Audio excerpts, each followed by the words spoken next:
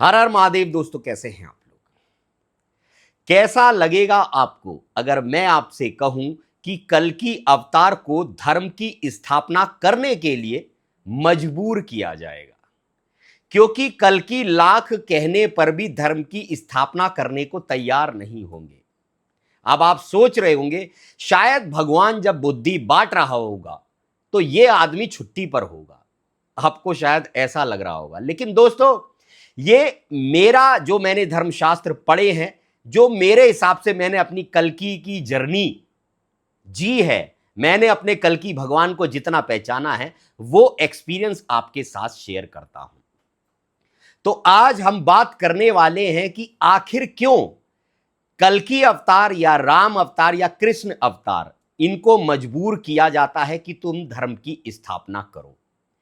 क्योंकि दोस्तों, जब भगवान मानव रूप में अवतार लेकर आते हैं तो हर मानव की तरह उनकी भी इच्छा होती है कि भाई हम अपने घर परिवार में सुख चैन से अच्छे से मौज मस्ती करते हुए जिएं।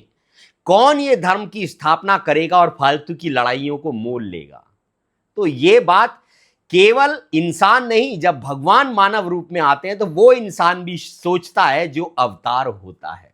इसीलिए भगवान कुछ ऐसी लीला करते हैं कि अवतारों के सामने कुछ विकल्प छोड़ा ही नहीं जाता, क्योंकि भगवान को पता होता है कि अवतार भी ऐसा ही चाहता है जैसा आम मनुष्य चाहते हैं।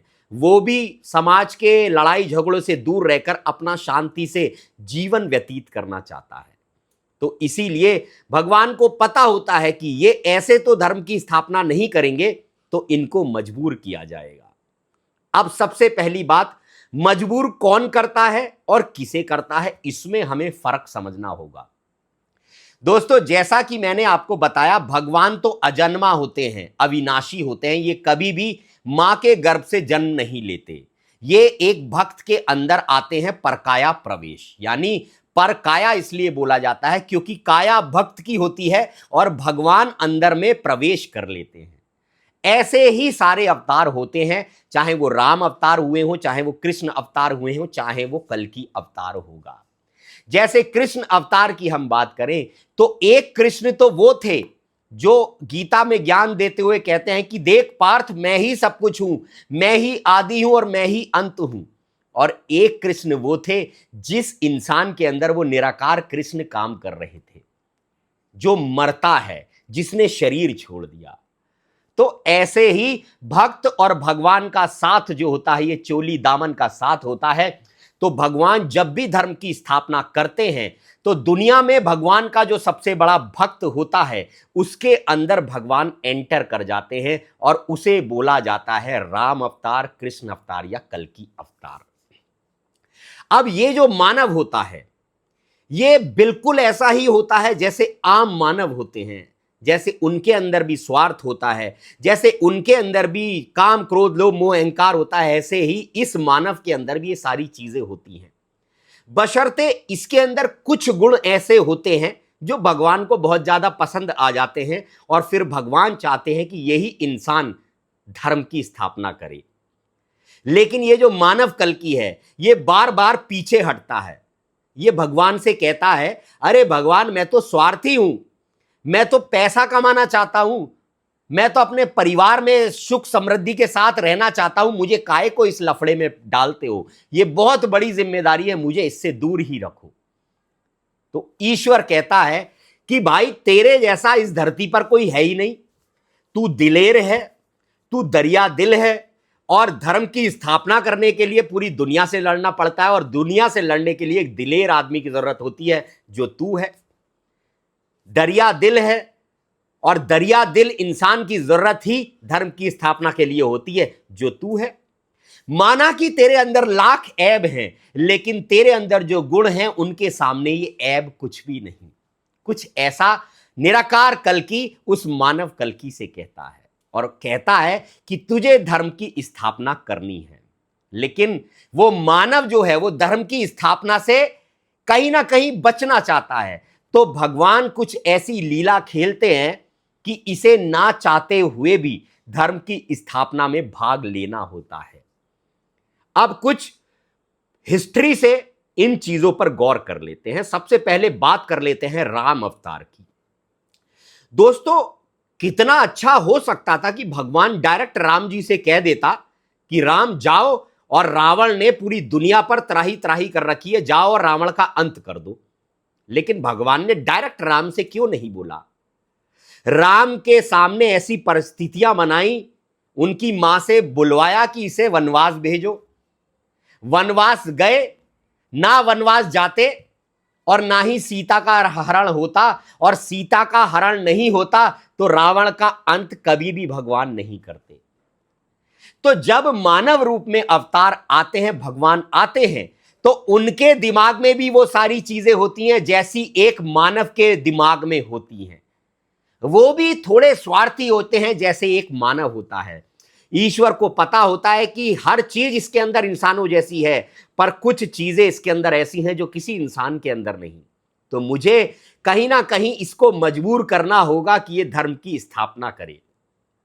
इसीलिए राम भगवान को वनवास भेजा गया, और वनवास भेजने के बाद भी भगवान देख रहे थे कि राम तो आराम से जीवन व्यतीत कर रहे हैं यार, कंदमूल खा रहे हैं, मजे से जीवन व्यतीत कर रहे हैं, ये तो रावण की तरफ जा ही नहीं रहे उसका अंत करने। तो भगवान ने कहा एक काम करो, इनकी वाइफ को रावण से छिनवा दो, यानी सीता माता का हरण करवा दो, तब राम निश्चित ही इस रावण का अंत करेंगे। तो लीला कैसी खेली गई? जब तक घर परिवार संकट में नहीं आया, राम ने भी रावण का अंत नहीं करा। ऐसे ही अब द्वापर में कृष्ण भगवान से भी भगवान चाहते तो साफ कह देते कि भाई कृष्ण जाओ और धर्म की स्थापना करो, लेकिन उनसे भी कई लीलाएं करवाई। कैसी लीलाएं कराई? भाई उनके जो रिश्तेदार थे पांडव, राजपाट होते हुए भी उन्हें दर दर का ठोकरे खाने के लिए मोहताज कर दिया। और भगवान को पता था कृष्ण जब इन अपने रिश्तेदारों को कष्ट में देखेगा तो ये कहीं ना कहीं धर्म की स्थापना के लिए खुद खड़ा हो जाएगा। अब जब पांडव कष्ट में थे तो कृष्ण को मजबूरन उनका साथ देना पड़ा, और जब साथ देना पड़ा तो कृष्ण भगवान ने यहां तक कह दिया था कि भाई पांडवों को कुछ भी नहीं चाहिए, सारी धरती तुम रख लो, बस पांडवों को 5 गांव दे दो, कि यार मैं लड़ाई नहीं करना चाहता। मैंने बताया ना, मानव कल्कि का स्वभाव है कि वो झंझटों से दूर रहना चाहता है। तो कृष्ण भगवान ने दुर्योधन को समझाया, केवल 5 गांव दे दे दुर्योधन मेरे रिश्तेदारों को, तो युद्ध नहीं करेंगे। अब दुर्योधन ने कहा भाई सुई की नोक की बराबर भी जगह नहीं दूंगा। तो इसीलिए कृष्ण भगवान को भी धर्म युद्ध में उतरना पड़ा। तो बहाने क्या बन रहे हैं बार बार? रिश्तेदार, परिवार, कहीं ना कहीं भगवान को ऐसी क्रियाएं करनी पड़ रही हैं उस मानव को धर्म स्थापना की तरफ ले जाने के लिए कि यार ऐसे नहीं जाएगा ये। तो ऐसा ही कल्कि अवतार के साथ होगा। वो जो मानव है जिसके अंदर कल्कि भगवान आएंगे, जिसे कल्कि अवतार बोला जाएगा, वो भी अपना जीवन बड़े मजे से सुख समृद्धि के साथ मस्त हंसते खेलते हुए जी रहा होगा, लेकिन तुरंत उसके जीवन में ईश्वर की एंट्री होगी, और ईश्वर उसे कहीं ना कहीं समझाना चाहेगा कि तुझे धर्म की स्थापना करनी है। अब भगवान कभी भी किसी से डायरेक्ट आकर नहीं बोलते तुझे धर्म की स्थापना करती है। वो लीलाएं ऐसी खेलते हैं, परिस्थितियां ऐसी बना देते हैं कि इंसान को ना चाहते हुए भी धर्म की स्थापना में उतरना पड़ता है। ऐसा ही कल्कि के साथ होगा। कल्कि बिल्कुल एक आम मानव की तरह होंगे, लेकिन उनके अंदर कुछ गुण ऐसे होंगे जो किसी के अंदर नहीं। दिलेरी, यानी ऐसा दिल, ऐसा क्षत्रिय दिल जो दुनिया से लड़ने को भी तैयार हो जाए। दरिया दिल, ऐसा दिल जो दुनिया को दान करने के लिए तैयार रहे। ये बातें भगवान को पसंद आ जाएंगी। अब वो मानव कल्कि कहेगा, हे भगवान तू मेरे पीछे ही क्यों पड़ा है यार, इतने लोग हैं, किसी से भी धर्म की स्थापना करा ले। तो उन्होंने कहा, भगवान कहेंगे भाई जो गुण तेरे अंदर हैं वो किसी और के अंदर नहीं, और जो काबिलियत तेरे अंदर है वो किसी और के अंदर नहीं। लेकिन तब भी वो मानव कल्कि धर्म की स्थापना से भागेगा। यार कौन आज के कलयुग के लोगों से पंगा लेगा? कौन इनके लिए उल्टी सीधी बातें बोलेगा? कई सालों ने जेल में डाल दिया तो, कई सालों ने ये कर दिया तो, ये बातें उसके दिमाग में भी आएंगी। और भगवान को भी पता होगा ये कहीं ना कहीं स्टेप बैक करना चाहता है। तो भगवान कुछ ऐसी परिस्थितियां क्रिएट करेंगे जैसी राम जी के सामने करी, जैसी कृष्ण जी के सामने करी। परिवार को बीच में ले आएंगे। उस मानव कल्कि के, वो जो मानव कल्कि होगा वो ये सोचेगा कि यार मैं बस ईमानदारी से अच्छा पैसा कमाऊं, अपने परिवार को घुमाऊं फिराऊं, मौज मस्ती करूं, यही मेरा जीवन है। लेकिन भगवान उसके सारे काम धंधे चौपट कर देंगे, सारे काम धंधे बर्बाद कर देंगे। ऐसी परिस्थितियां कर देंगे कि उसके पास धर्म की स्थापना के अलावा कोई और रास्ता बचेगा ही नहीं।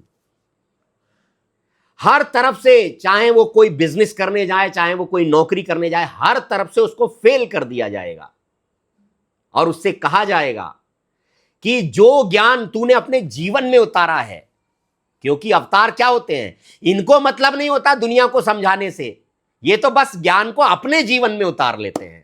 और भगवान को इनकी यही बात पसंद आती है कि जैसे तुमने ये ज्ञान अपने जीवन में उतारा है, अब धर्म स्थापना के लिए खड़े हो जाओ और हर एक इंसान को यह सिखलाओ कि यह ज्ञान तुम्हें भी अपने अंदर उतारना है। तो इसीलिए उस मानव कल्कि के सारे रास्ते बंद कर दिए जाएंगे। वो कई प्रयास भी अगर करेगा तब भी उसका कोई काम नहीं बनेगा। अंत में केवल उसके पास एक रास्ता बचेगा। उसने जिंदगी में बस कमाया है तो ज्ञान कमाया है, सत्य कमाया है।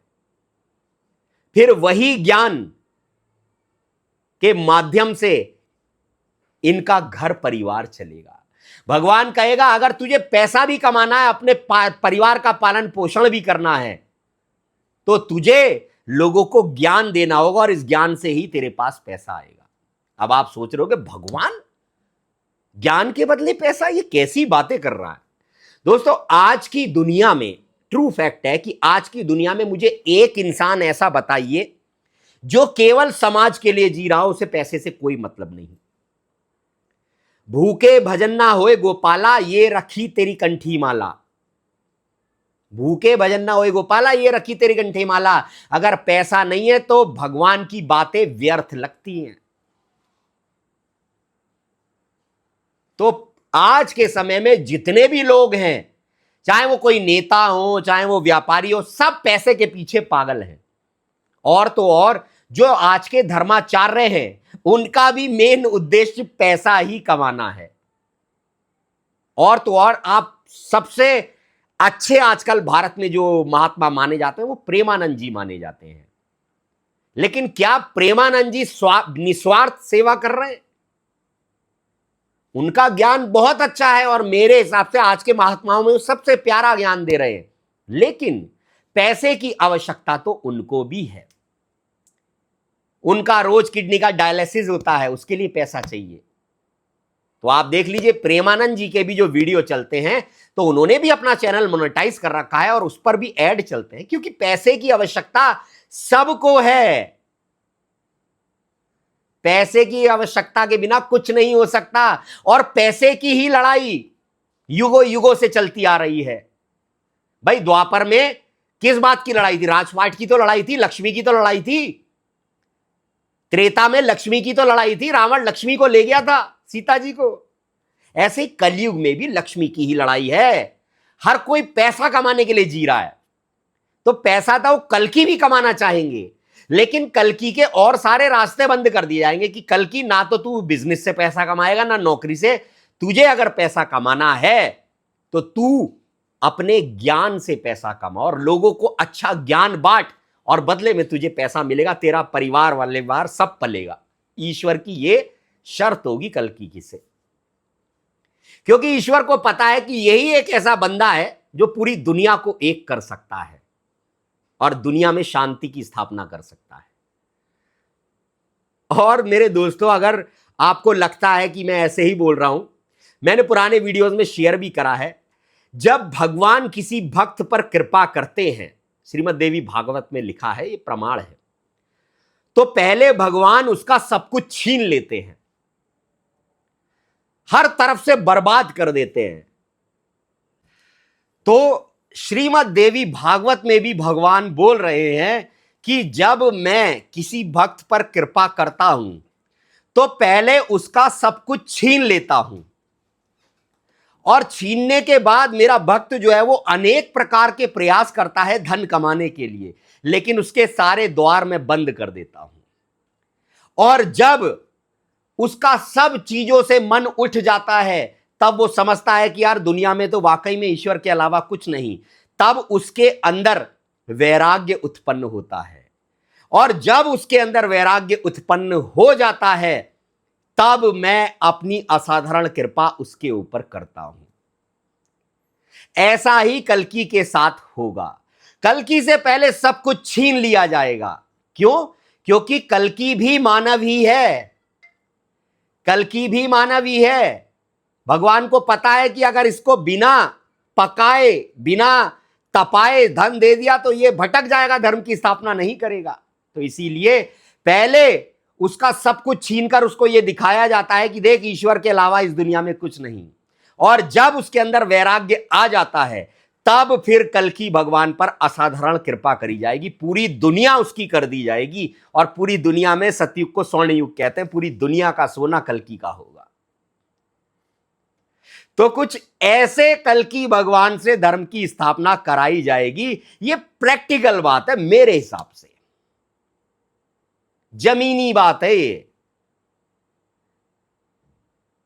तो मेरे भाई, ऐसे ही वीडियोस अगर आपको चाहिए, आध्यात्म को बड़ी आसान भाषा में समझना है और रियलिटी में समझना है, तो हमारे चैनल को सब्सक्राइब करिए, वीडियो को लाइक करिए और हमारे चैनल को सपोर्ट करिए। हर हर महादेव।